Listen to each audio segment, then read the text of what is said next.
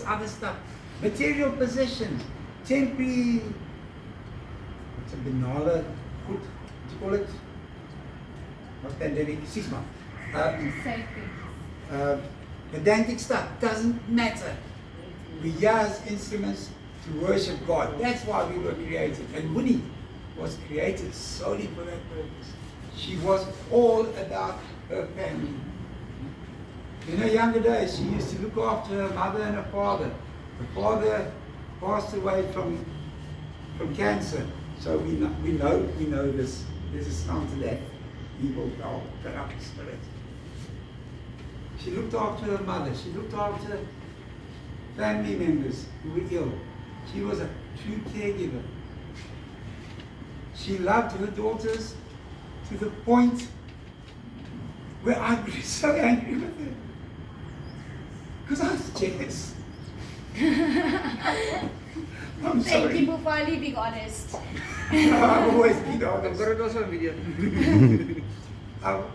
When the first baby came along, the baby of hope and the promise of our future, our Sarah, she was so happy. Sarah is the reason we were together. Sarah is the reason we are a family. You know, there were members of our families who didn't want us to get together, but we were together for 31 years. And Winnie, we know, would lift her voice and praise God. How can you be happy and sad at the same time? I don't know. But she is the embodiment of a true Christian. Without Christ, I'm nothing. But she knew Christ so dearly. And I think the deepest desire of her heart would be that everybody that she knew had that same relationship with Jesus. You know, she got beautiful grandchildren. Look at that woman, that small frame, that tiny woman. Dynamite's not the word. We call her the lioness of the tribe, the heart of the home. She carried that family from a young girl to her age where she had to go back to heaven. And believe me, I know that she's in heaven because I've been there. My dad died, the Lord took me there to give me closure. So no one needs to doubt that.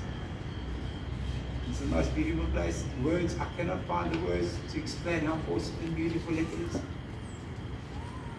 But know that in spirit, Winnie is here today, and she's putting her arms around you and saying, welcome. Thank you for visiting me. Thank you for coming to say goodbye. We will meet again. And I hope you have a blessed and lovely life. I just want to read a poem. You know, in the last few weeks when it really got bad, I could see. And where there's life, there's hope. And even an old growling bear like me has got hope. You know? Like I fought with God about this. I had terrible arguments with him. Each time I have an argument with God, he puts his arms around me and says, I love you. You can't argue against that. Unconditional love. The love that Winnie had for her family, unconditional. And I wrote this poem to give us closure. It's called Gethsemane's Garden. Each time we walk to Gethsemane's Garden, we say goodbye to a loved one. At Gethsemane's Garden, we draw comfort that we're not alone. For our dear Saviour Jesus walked this way before us, and he did. He bore the sacrifice.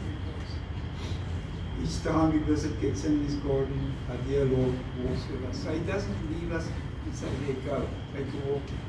He walks with you. When you think you're alone, he's there, he's holding your hand. He's carrying you in some place. And each time he folds his loving arms and gives us comfort for that pain that we have in our heart or wherever. You know, we go through life and think, oh, what are we going to do? We don't have the answers. True, we don't have the answers. Jesus got the answers, and he's going to make it work in your life. He dries our tears and he heals our hearts. Now, we've all suffered loss in the past and currently.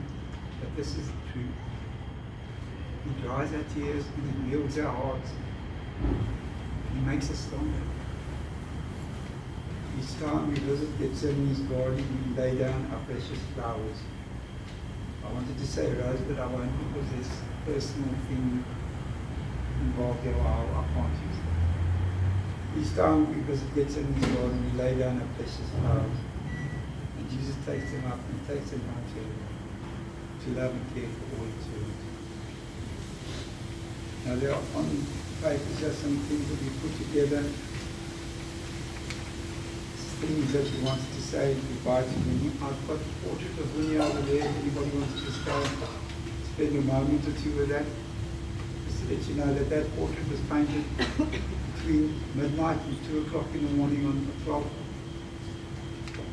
April this year, her last birthday. It was mind-tripping.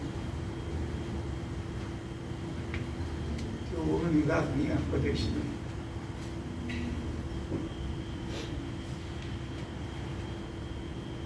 She loved everybody in her life. In the last few months, we've seen a change in Winnie, where she hasn't been able to do the things that she wanted to do to make us so happy. The one thing Winnie was about, unconditional love. People say, children say, Daddy, I can't believe you did this for me. Mommy, I can't believe you went and did that for me. Yes, my child. We did that for you, I did that for you, because I love you unconditionally, despite your warts and all. As a parent, you don't have the option of the luxury of unconditional love. You love them when they're naughty, you love them when they're good, you love them when they're awake and when they're asleep, and when they drive you crazy and you want to pull your hair out. You love them, because that's what Jesus told us. And closing, I just want to thank a couple of people. I'd like to thank Franklin family, Cliff in particular. Thank you very, very much, boss. Annelie and Zana Hutton. Obviously, my immediate family. Brenda has been a great support. And everybody who's had a part in Winnie's life. I just want to say thank you very, very much for being part of our lives. I don't know if there's anybody else who wants to say anything.